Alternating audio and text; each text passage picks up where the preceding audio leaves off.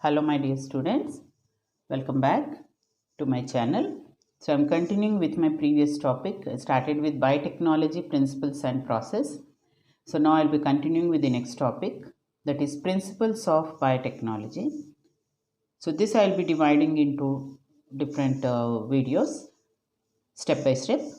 So let us start with the first video where I'm going to describe and explain up to the enzymes. What are enzymes required in this technique? So let us first start with the introduction. There are two core techniques involved that enabled birth of modern biotechnology. The core techniques are genetic engineering technique. What is genetic engineering technique? It is to alter the chemistry of DNA.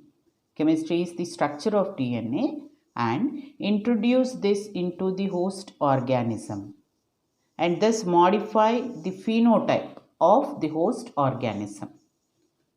That is the first one. So it is genetic modification of DNA.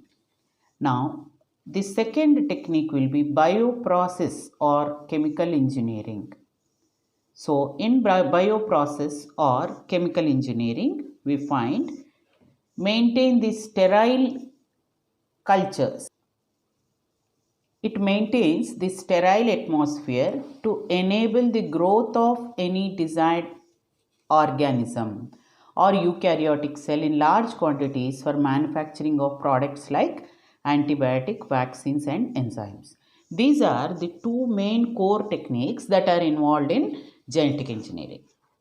So, next topic what we are going to discuss is the conceptual development of principles of genetic engineering.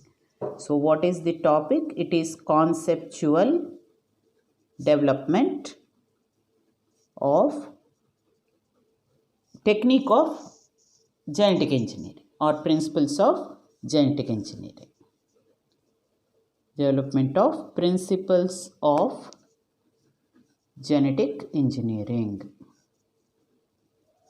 So here it is compared with a traditional hybridization technique. When we compare genetic engineering technique with normal hybridization technique, there are some differences we find. In normal hybridization technique, what we can find? Normal hybridization in natural conditions, it can occur by sexual reproduction. So sexual reproduction helps in formation of recombinants. That is by process of meiosis, and during crossing over we find recombinants are formed. So here recombinants are formed due to crossing over. And there is other method of reproduction called asexual reproduction also, which do not show any variation. In asexual reproduction, no variations will occur because there are no recombinants. So, when we observe the natural method of sexual reproduction where new genes, new genotypes or phenotypes can be observed, but what we find here is along with desirable genes, there is introduction of undesirable genes also.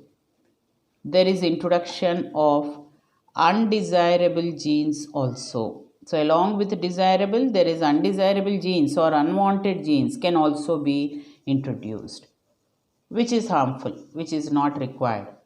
So that cannot be stopped. Introduction of any undesirable genes cannot be stopped.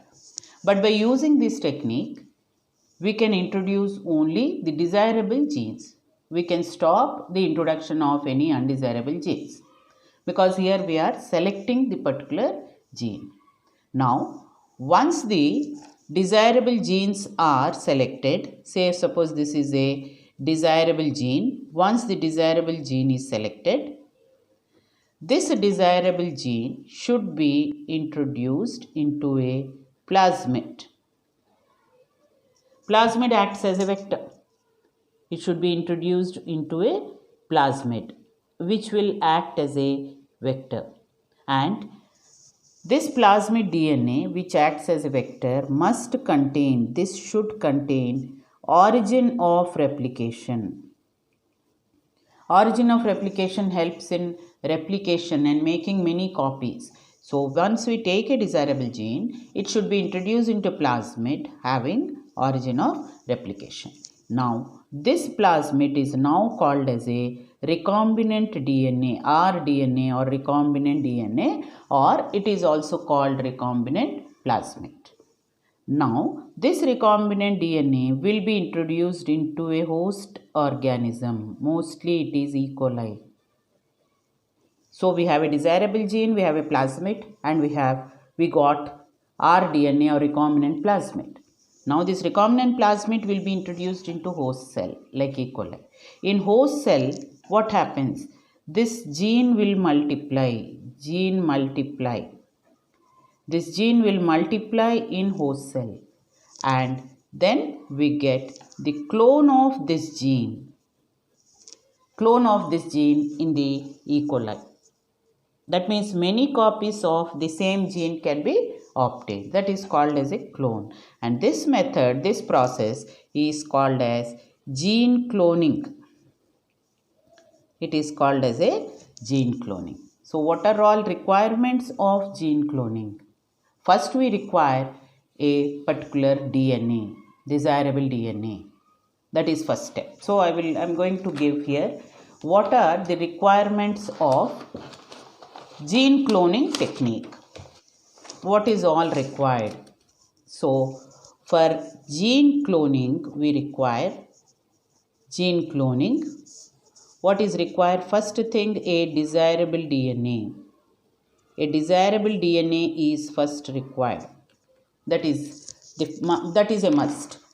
And once the desirable DNA is obtained, we require the second one is a host cell.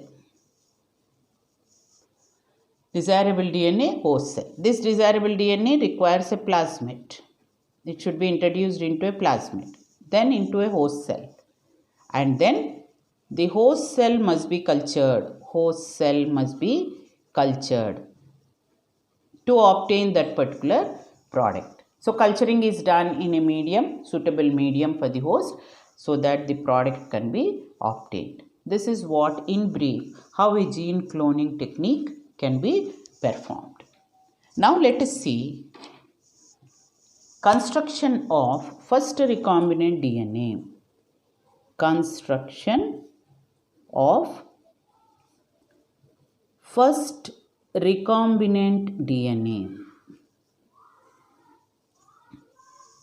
This was done by the two earlier scientists, Stanley Cohen and Herbert Boyer and Stanley Cohen. This was done in the year 1972. So here gene cloning technique was performed by using the desirable gene. Here is desirable gene. Here is a antibiotic resistant gene.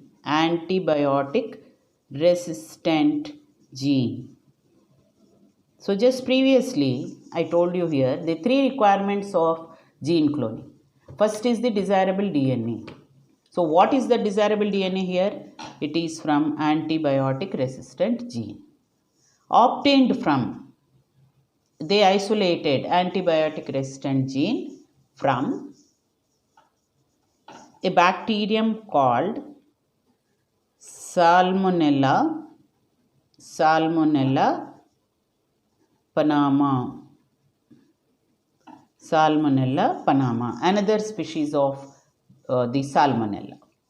From this they obtained antibiotic resistant gene. This antibiotic resistant gene is for the antibiotic called kanamycin.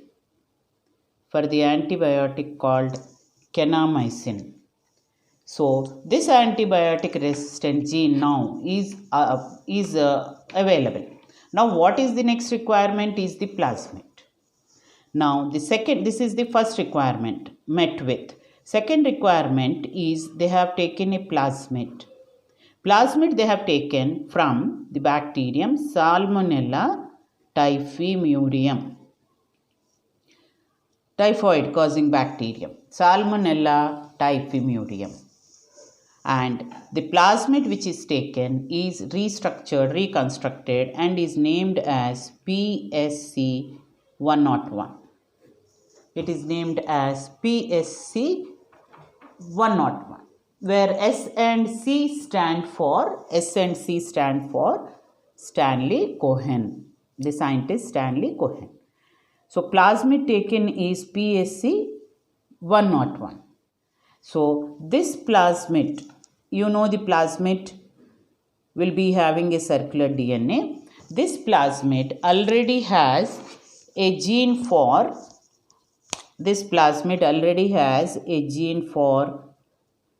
tetracycline resistance. Now, this desirable gene, that is which gene? It is antibiotic resistant gene, that is kanamycin, is now joined to this PSC 101.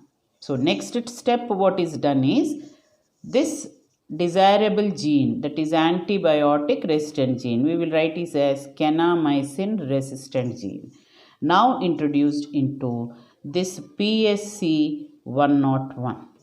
So this PSC 101 already has a tetracycline resistant gene, and now a new gene, that is kanamycin resistant gene also is introduced. Now the plasmid which is PSC 101, which already has tetracycline resistant, now it has another antibiotic resistant gene, that is kanamycin resistant gene. Now this plasmid, this is called as a recombinant DNA. Now what is the other requirement after the plasmid is modified? We require a host cell. That is the third one, host cell. Now in the next step, what is done is this recombinant plasmid. Now we know this recombinant plasmid has tetracycline. It has tetracycline resistant gene, and this also has kanamycin resistant gene. Now this is introduced into E. coli. It is introduced into E. coli. So it enters into E. coli. This will enter into E. coli cell.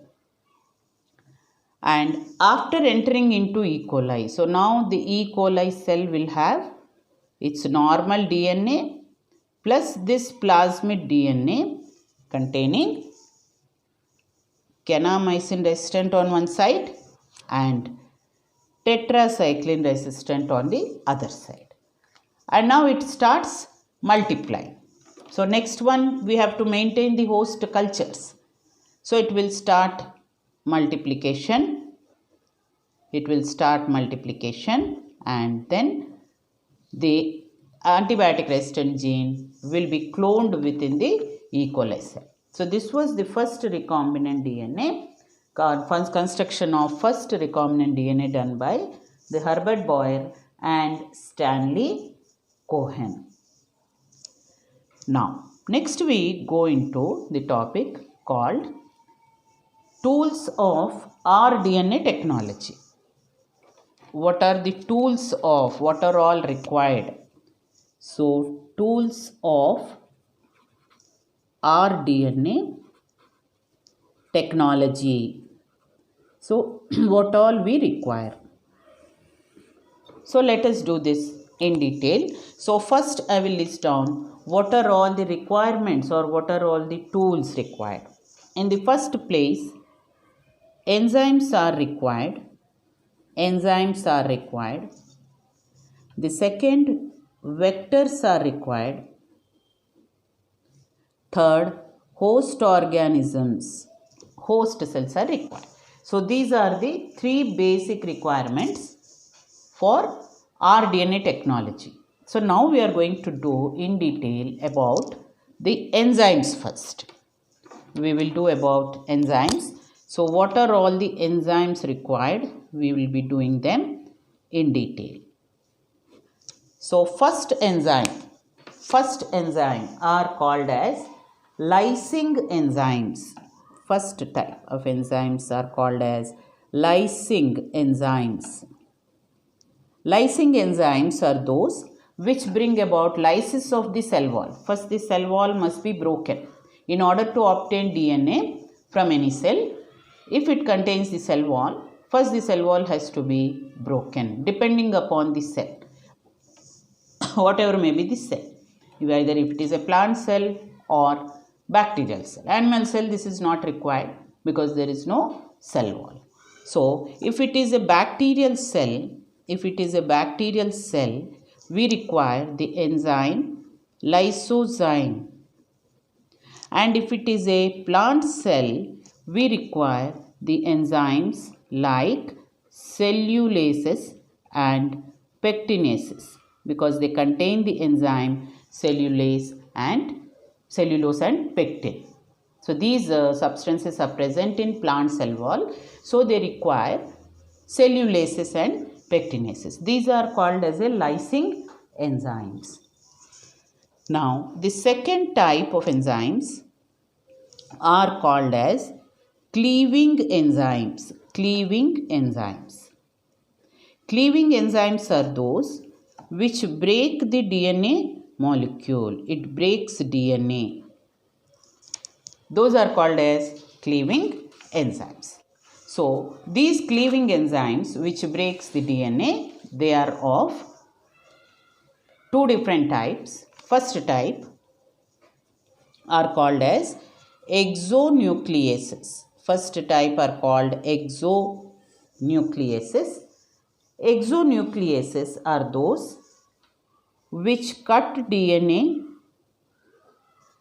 at the ends. They cut the DNA at the ends. Suppose this is a DNA molecule in this direction, 5' to 3', and this side it is 3' to 5'. So it is going to cut the DNA at the end. Say at this point, if it cuts the DNA, we get this fragment separated. We get it as a small fragment of 3' to 5'. So if it is cutting the DNA towards the ends, we call it as exonucleases. But in our DNA technology, exonucleases are not of any importance. So we have another type of enzymes called as endonucleases. We have another type of enzymes called as endonucleases. So endonucleases are those which cut the DNA at the middle. They cut the DNA in between. Suppose this is the DNA.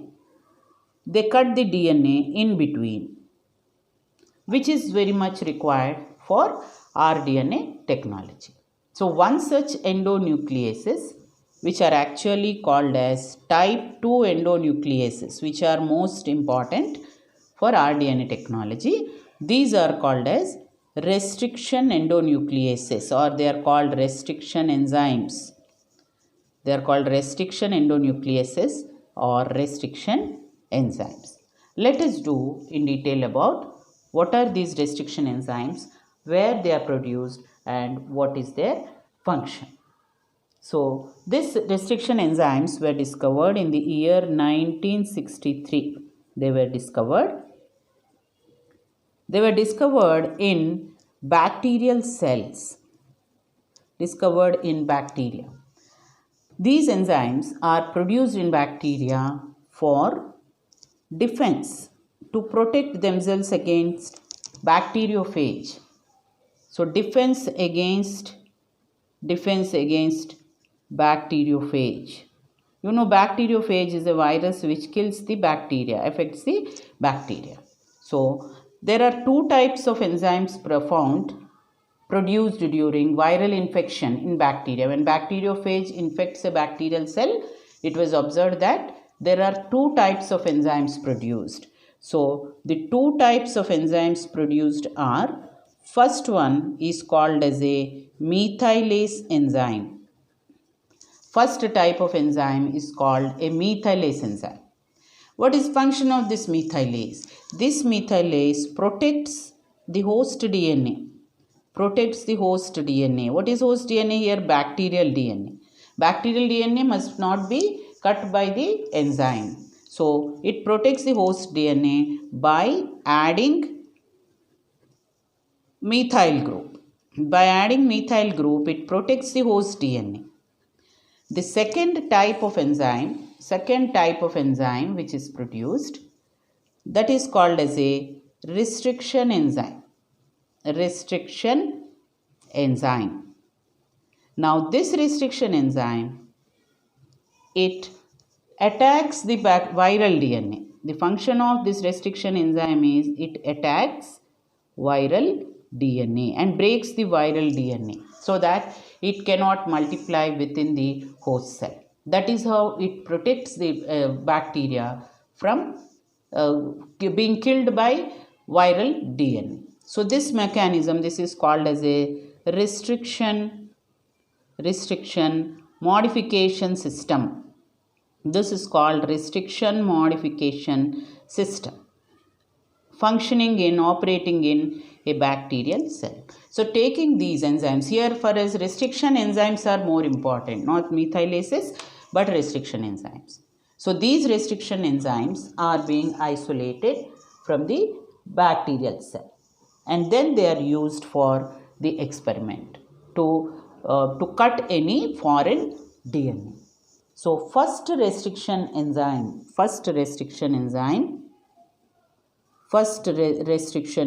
was which was isolated and characterized. Restriction enzyme which was isolated and also characterized, that means its function structure is studied, is named as HindII. So these are named after the bacterium from which they are isolated. HindII is isolated from the bacterium Haemophilus influenzae. Haemophilus influenzae. From this bacterium, this HindII is isolated. HindI also was isolated first. Though this is called as first, there is HindI also, but that was incomplete work done by other scientists and it was not characterized. It was not studied completely. That's why that name was left, and the next enzyme which was actually studied and characterized, that was considered to be the first enzyme because it is completely studied and it is named as HindII. So now this HindII can cut DNA at one particular site. This was isolated by the scientists Nathans and Smith.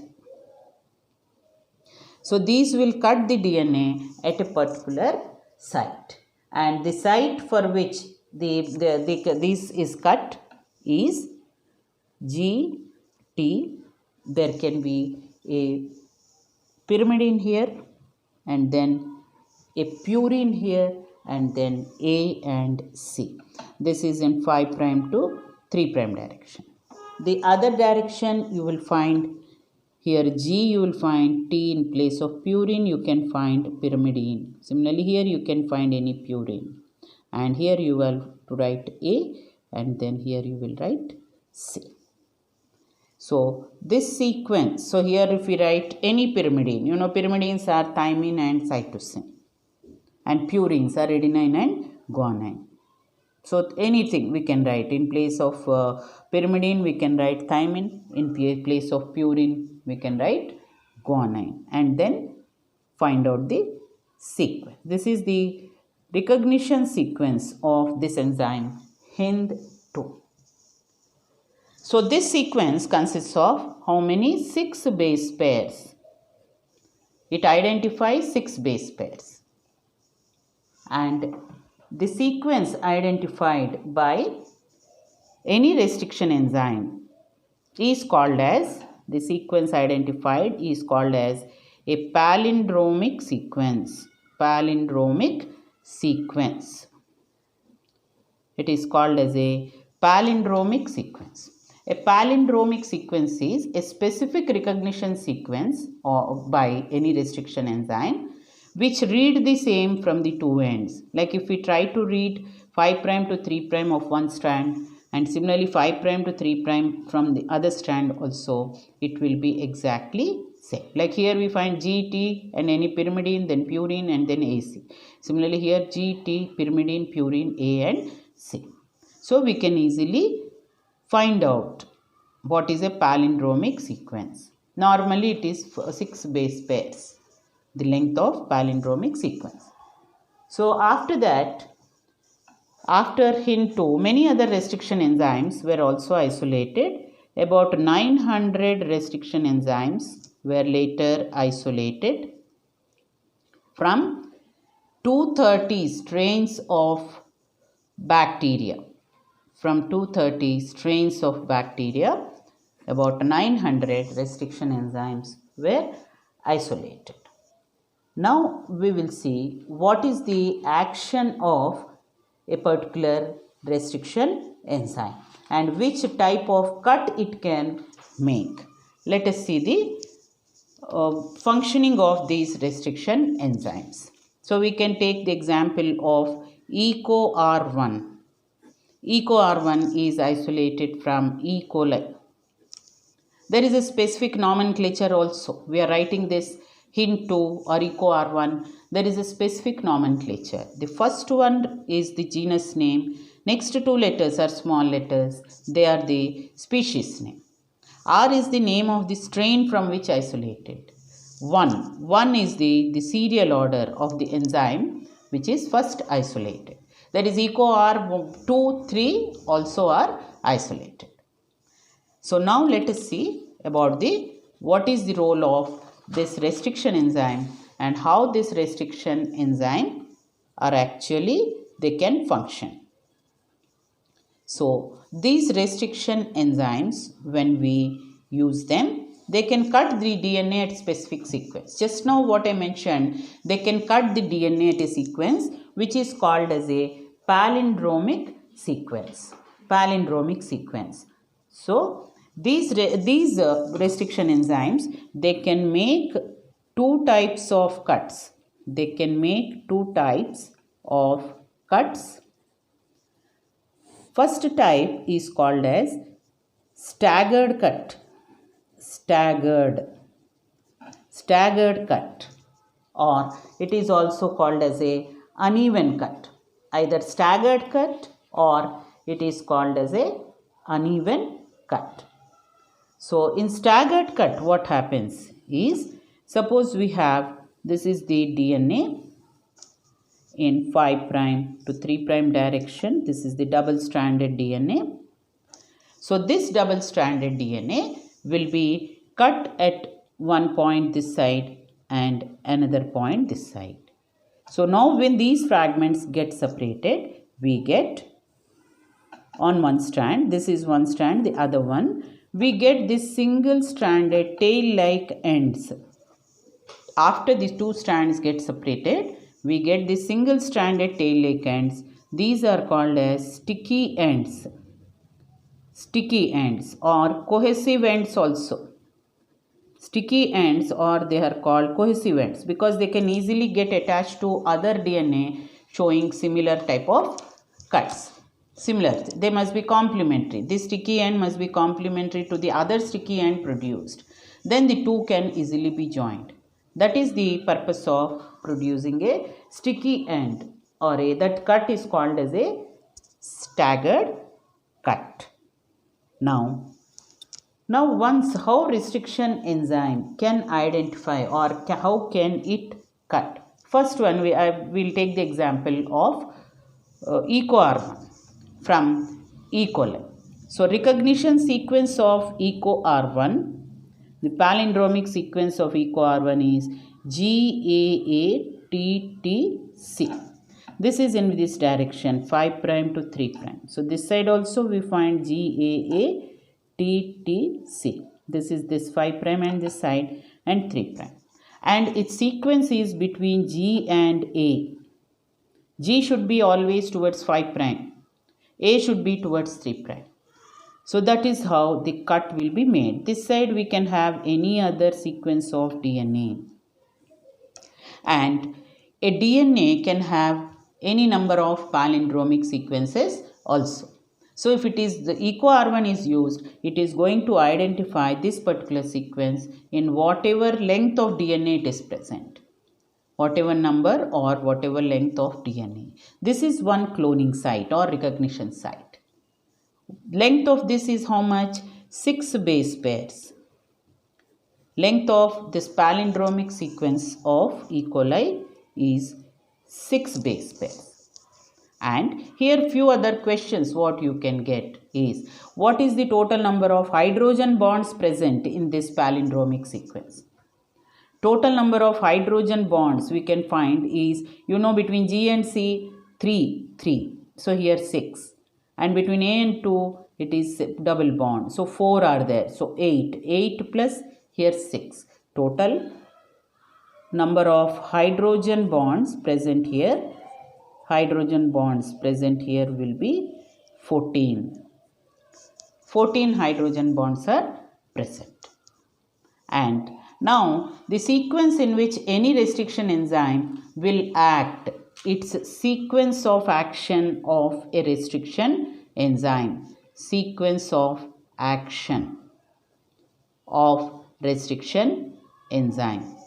First step will be inspection of DNA.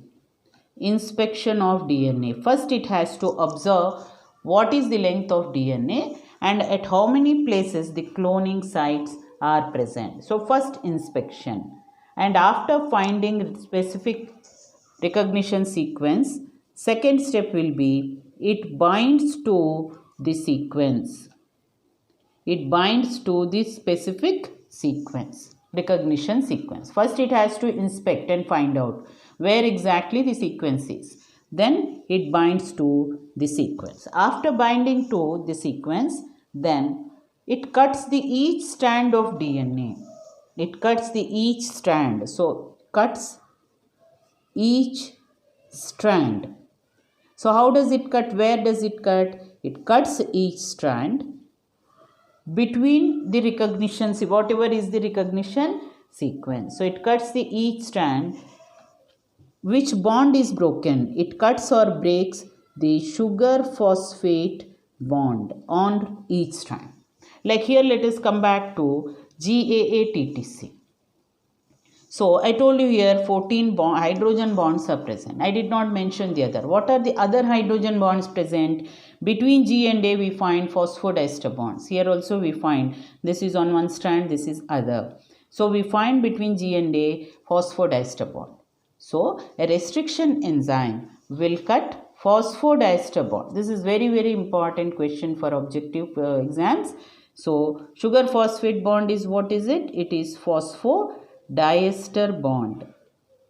So a restriction enzyme will cut which bond? It has to cut phosphodiester bond present between sugar and phosphate. So in these steps, it will make the cut and produce these sticky ends. That is the sticky ends, how it can produce. Now, the second type of cut is called as a even cut. Some restriction enzymes can also make even cut. Even cut, or it is also called as a blunt cut. This is not very useful for rDNA technology. So even cut, how is it made? Suppose this is the small stretch of DNA fragment. So here also this is, say, on 2 strands. Even cut is exactly at the center. Exactly at the center. So after the cut, we can just see only the equal fragments will get separated. There will not be any sticky ends. Suppose it is cut between A and G, here A and G and CT. Similarly AG here and CT. This is how it is going to get separated. But this kind of cut cannot help in rDNA technology because it cannot join with any other DNA. So even cut is not at all useful for the experiment. So it is only the staggered cut, or which produces sticky ends, or staggered or uneven cut, that is more useful. Okay. Now let us see how the recombinant DNA can be constructed by using restriction enzyme. So restriction enzyme is used for construction of recombinant DNA. So already we discussed, for recombinant DNA to form, we require a desirable DNA. For recombinant DNA to form, we require a desirable DNA. This desirable DNA, first it is cut by using a restriction enzyme. So it cuts the DNA. So when it cuts the DNA, this is going to produce sticky ends. This will produce sticky ends. Now, plasmid also is taken. Recombinant DNA is formed with the help of a plasmid. Now, plasmid also is taken. So, this plasmid is a circular DNA. So, whatever restriction enzyme is used, same restriction enzyme must be used for the plasmid also. So, plasmid also will be subjected to restriction enzyme, and then plasmid will produce also sticky end. This is on one strand and it is going to produce on the other strand also. So, this is a sticky end, this is another sticky end. Now, if these two are mixed together, then we can easily find the two are bonding together. So, we get how many ends here? We are getting 4 ends. This is 2 plus 2. We have 4 ends. Here also we have 4 ends. So, these 4 ends will come and join with each other. So, one end will be joining here, the other end will be joining here. So, suppose this is the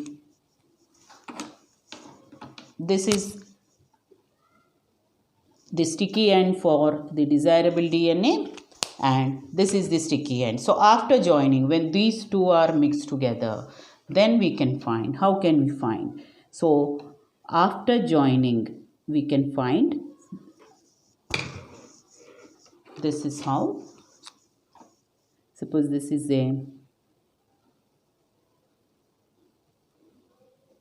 one sticky end of this, and this is another sticky end which is joining with this. Say for example, this is, we name it as 1 and 2. So, suppose for example, 1 is joining here. Now, there is another strand also with this sticky end. So, we have another one where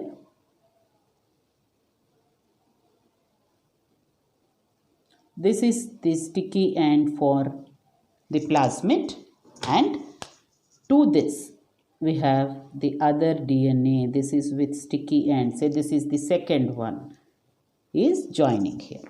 So, in this way, this is the desirable DNA or a foreign DNA or a desirable DNA, and this is the plasmid DNA. This is the plasmid DNA. So, now what is the result we get? This is called as a rDNA or a recombinant vector. So, formation of rDNA or recombinant vector is possible only if both are cut by using the same restriction enzyme. So, this is how by using sticky ends, the rDNA can be constructed. Now, let us focus on the other names. I will quickly give you what are the other names we use for restriction enzymes. This must be useful for your NEET exam. So, restriction enzymes are also called as molecular scissors. They are called as molecular scissors, that is one. They are also called as chemical scalpel or chemical knives. So, any of these terms are also used for restriction enzyme. Okay, now we will just focus on, I will just try to show you some of the examples of the bacteria, showing the sticky ends, showing palindromic ends, some showing the blunt ends. I just want you to say this and then go through that. So it is example of type 2 restriction enzymes. So we have EcoR1 E. coli, and what is its recognition site. Similarly, we have BAM-H1 Bacillus amyloliquefaciens, and this is its recognition sequence, and this is its cut, how it can make cut. Then we have Hen3 Haemophilus influenzae, similarly the recognition sequence and how it can cut. Next we have PVU1, that is Proteus vulgaris. The next we have is PVU2. Again its restriction site will be different. And then we have PST1 Providentia stewardtii, and this is what is the restriction. All here are producing the palindromic sequence. Then next we have is Streptomyces albus SAL1. This is what is the restriction sequence. Then we have Caryophynon latum CLA1 CLA1, and this is the what is restriction. Its restriction site and its cleavage site. Now let us see.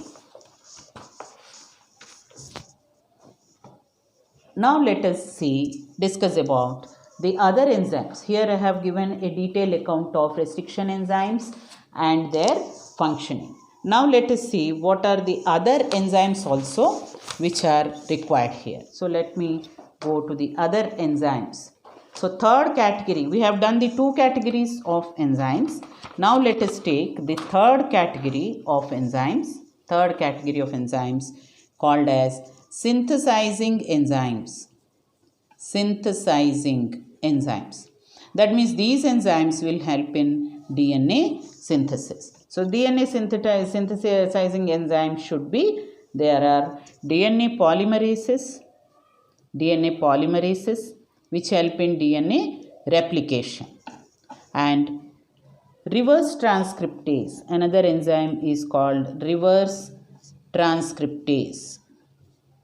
Reverse transcriptase useful in synthesis of DNA from RNA. That is the function of reverse transcriptase. So these are the synthesizing enzymes. Next we have the fourth category are the joining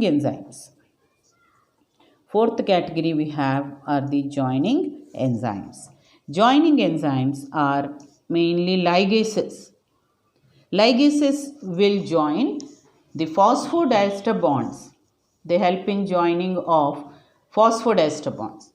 So when two different DNA fragments are brought together, suppose this is one DNA fragment with 4 ends, it has to join with another DNA fragment. So these 4 ends, when the ends have to join, phosphodiester bond has to be formed. So that is formed by ligases. Phosphodiester bonds are formed. Now next we have, these are also called ligases, or there is another name, they are called as molecular glues. Glue means something like a gum which can join. The next kind of enzyme are called as alkaline phosphatases. Alkaline phosphatases are the enzymes which prevent recircularization of plasmid DNA. When plasmid DNA is cut by using restriction enzymes, they should not again form the circle. So that recirculation is prevented by adding phosphate to one end, They add phosphate to the ends. Suppose this is a plasmid DNA where cuts are made. So these must not join once again. So these ends phosphates are added. So when phosphates are added, it prevents the enzymes and these strands from joining. So these are the alkaline phosphatases. So these are all the enzymes which are required for our DNA technology. In my next video, we'll be discussing about how the DNA fragments are formed, and after the formation of DNA fragments by restriction enzymes, what are the other techniques which are followed, how DNA fragments are separated, how they can be observed. So all those techniques we are going to discuss in my next video, and all other videos will follow. So please watch my videos very carefully and then subscribe at the end so that you will be getting updates for all my videos which I am going to upload. So thank you very much children for listening. Have a good day. Please do share and subscribe, and please do also give your opinions, your doubts. I will be welcoming your doubts also. You can give your doubts in the comment box. I'll be observing them and definitely I will try to answer those doubts. So thank you very much. Have a good day.